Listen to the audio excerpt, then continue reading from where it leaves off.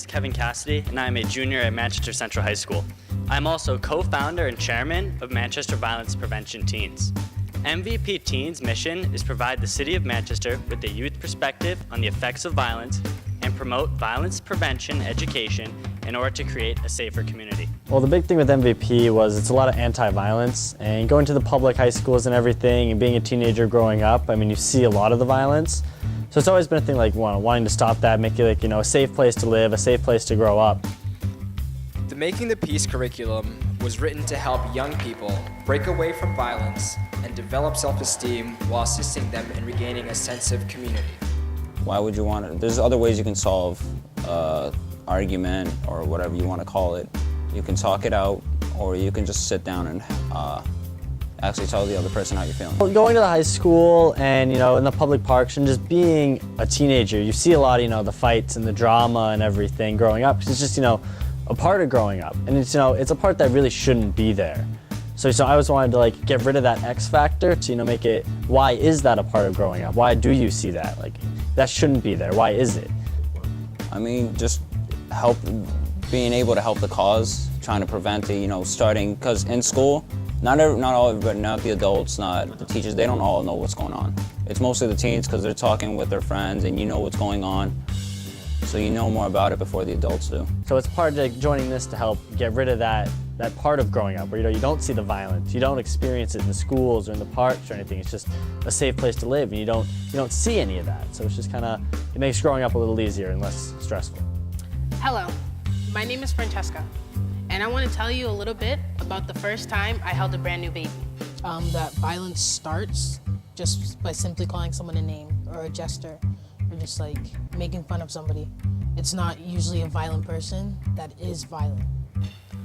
The first time I held a newborn child, I was about 5 years old. To anyone, this might have seemed like a simple task, but to me, it felt like the most important job I had in the world. My little sister is named Alexandra, and she was born on February 4th, 2000. Holding my little sister for the first time was a feeling indescribable.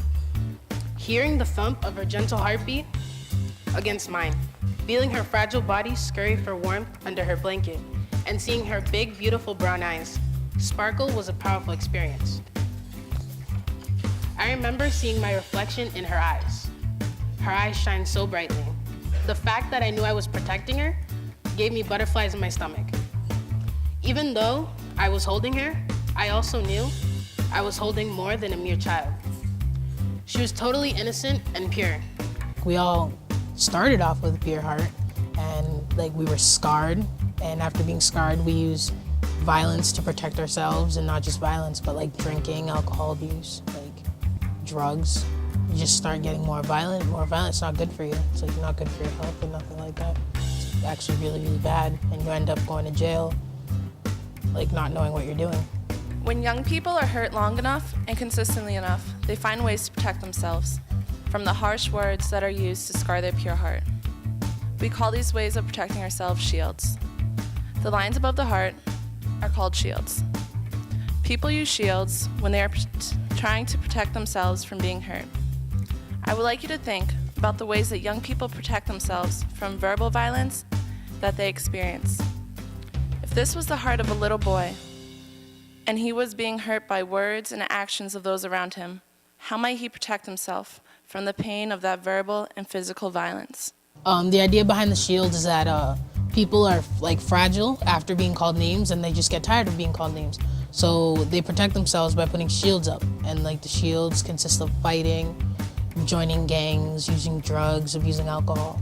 By doing the exercise we did, we're just talking to them, because people in that room, they didn't even know who we were, and they started to share stories and stuff. Thinking about MVP and the most important part of the day, my favorite part of the day, is just the satisfaction you get from it, knowing you're making a difference. That every time we walk in and out of a building or a conference or a meeting, we know someone took something from it, and it is another stepping stone to stopping the major problems of bullying, and another step that we're taking towards solving an issue that is a global problem that does need to be solved. And every step is one less, and everything we do brings us one step closer to that final goal. So that's my favorite part, is knowing that even a little bit at a time, we're getting closer to, the end product.